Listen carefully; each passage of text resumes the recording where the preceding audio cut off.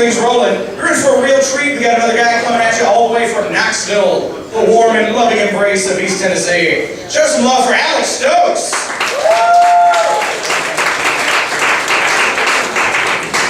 How's Nashville doing? Well, I hate to do this. I got to start out with some bad news. I lost my other job last night.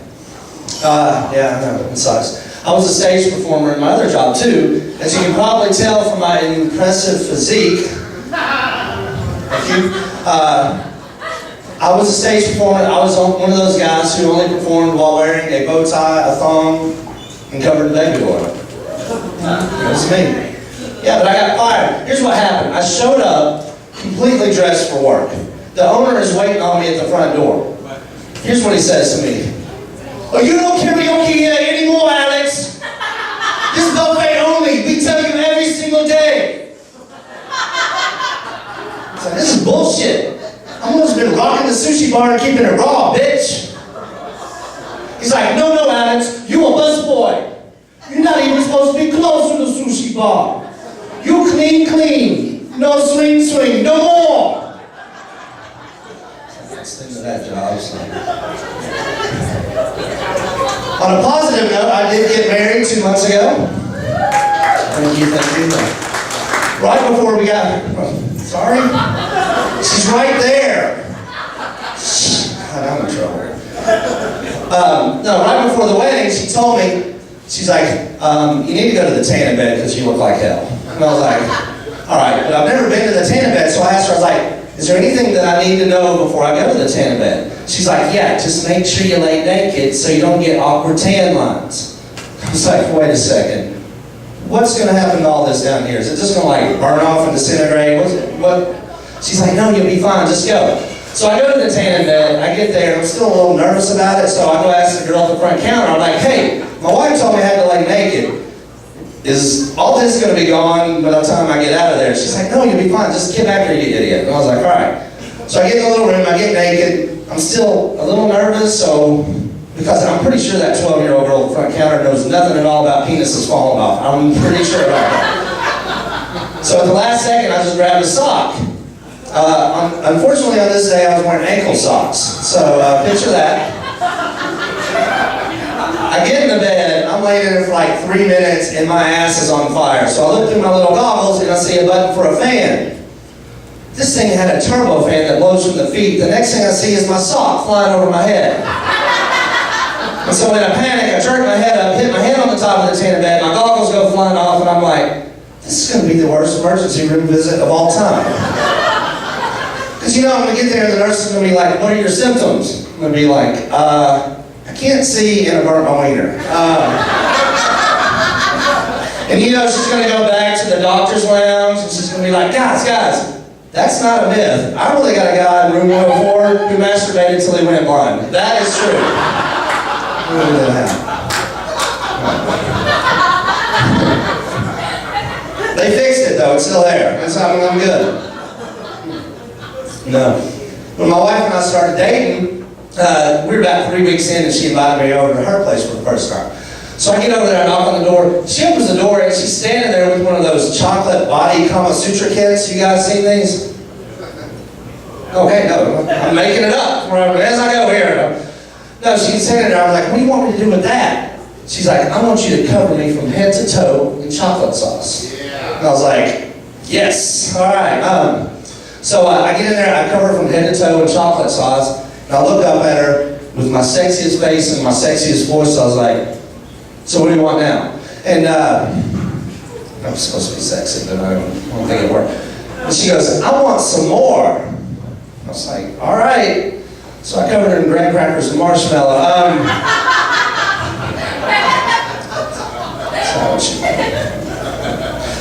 Something a lot of people don't know about me is that when I was 21 years old, so like 18 years ago, I was a platform dancer at a rave club. I got paid $10 a half hour to go stand up on this platform with no shirt on, and I was ripped, according to this joke. I was ripped. And I had long, cool hair, so I get up there and dance for like half an hour. Matter of fact, that's how I met my first wife. And people always ask me, they're like, you know what? surely you met a lot of people while dancing up on that platform. What made her so special? I said, you know, she's the first person to ever come up to me while I was dancing on that platform and not flash her penis. So I knew she was the one. Turned out I was wrong. But it is tough. You know, since I got fired last night as my karaoke guy thing, now I'm a full-time comedian, which is tough. Here's how bad it's gotten for me. 3 weeks ago, I had to go pawn my grandmother's wedding ring just to get my cable turned back on. Just so I could watch a new episode of Pawn Stars. How screwed up is that?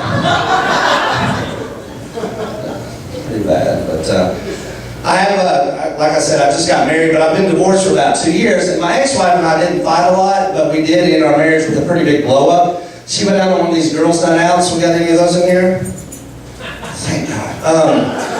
Yeah, she goes out on this girls' night out, comes home, walks in the door, and just started screaming and yelling at me. She was like, "You're so jealous and overprotective. All you did was text and call me the entire time I was out. I hate you." Yeah. I just looked at her, I was like, "I'm sorry. I was a little worried. And you've been gone for 4 days." But you know, my best friends think it's really weird that my ex-wife still lives with us.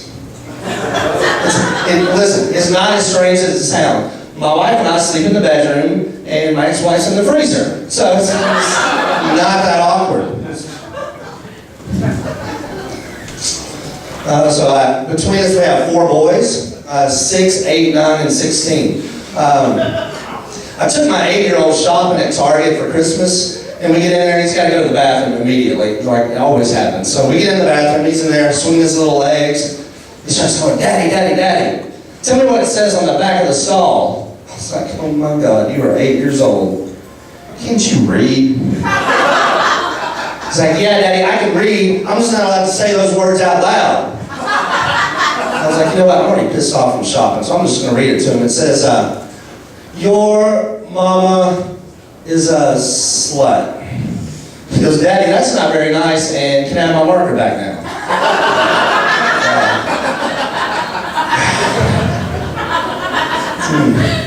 My oldest son, when he was in middle school, he came home one day, he was like, "Dad, you're not going to believe this. I just won the wittiest award for the entire 8th grade out of like 600 students."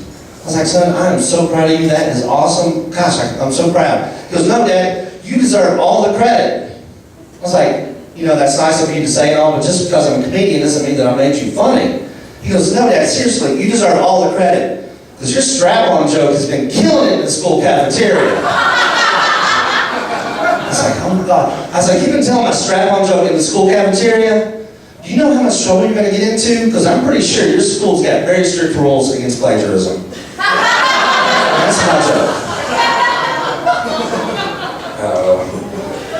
But now I'm in a real nightmare. I'm coaching my kid's 7 and 8-year-old basketball team. Anybody else in here do something stupid like that? Yeah, and it's one of those leagues where they have a draft, so all the teams are supposed to be equal. Well, let me tell you what happens when you're a coach and you don't show up for the draft. Here's what happens. I show up for the first game. I'm standing in midcourt watching both teams. This is the first time I've met my team because I didn't show up for the practices either. And so I'm watching both teams warm up. I look down at this side of the court. The other team is doing like military drills. They got like perfect form. You know, they're doing push-ups. I look down at my team. I've got 3 kids on my team that think they're vampires. They're running around going, "I'm a vampire, I'm a vampire, I'm a vampire." And right behind them, I got a kid on my team that thinks he's Chewbacca. He's like, "Ooh, ooh." And before I can even go yell at him, little Billy is tapping on my shoulder going, "Excuse me, Coach Alex, I will not be able to participate in today's ball game unless I get a rotisserie chicken pronto." So, "Did you say rotisserie chicken?" He's like, "Yeah, my mama said that rotisserie chicken's good for me." And I was like, "All right, you go get Chewbacca and go over and slap your mom in the face.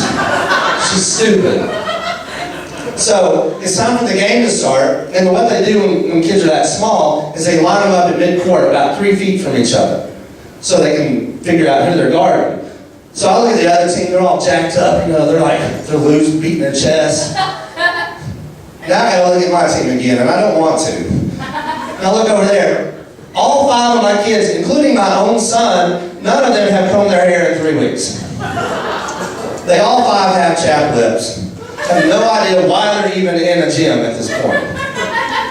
So the other coach looks down and he goes, all right, boys, here's what I want you to do. I want you to look at the kid in front of you and remember his face, because that's who you're going to be guarding for the whole game. And I'm sitting there going, all right, I'm going to have to say something now. I was like, all right, boys, see the kid standing in front of you? Yeah, remember his face, because he's going to be your personal bully for the next hour, all right? He's going to beat the shit out of you. So the game starts, and it's horrible. I mean, it just starts off bad. The other team's just running fast breaks, scoring. My team's running a freak parade right in front of the bench, and they're waving at me. They're like, hey, coach. And then I got Billy running the end of the freak train, just sitting there going like this, like a kid from The Hangover going. I'm like, dude, I don't have a rotisserie chicken. So at the end of the third quarter, I look up at the score. We were losing 40-2. 40-2, and I'm mad.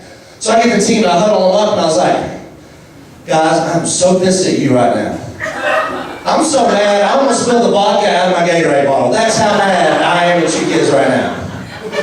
I said, I have one question. Can somebody please tell me how in the hell we scored 2 points? Does anybody know when that happened? Apparently, I was taking a smoke break, and I missed it when it bounced off somebody's head. That's my basketball team doing. I'm part of this group called the Midlife Crisis Comics. And 2 years ago, when the other 2 guys asked me to join the group, I was like, look at me. Do I look like a guy that's in a midlife crisis?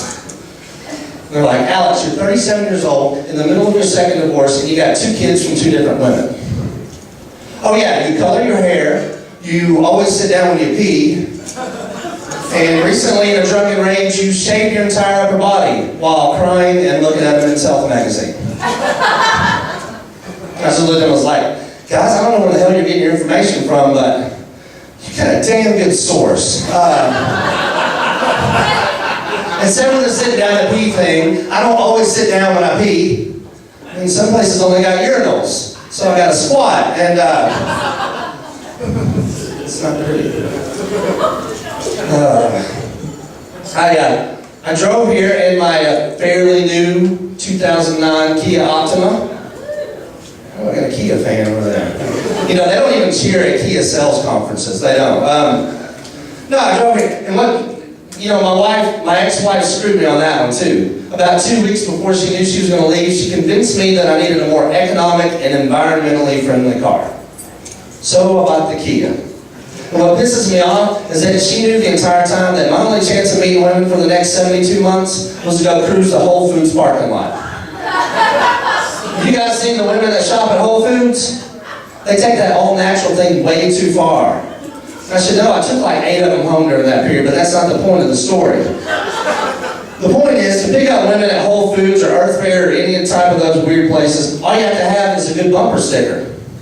I just made my own. It says, STD and gluten-free. Chicks run to the Kia.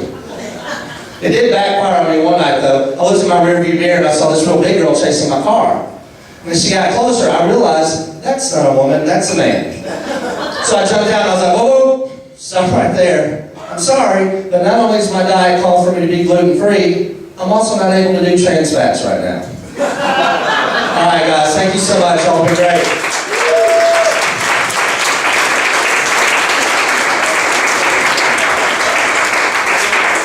Give it up one more time.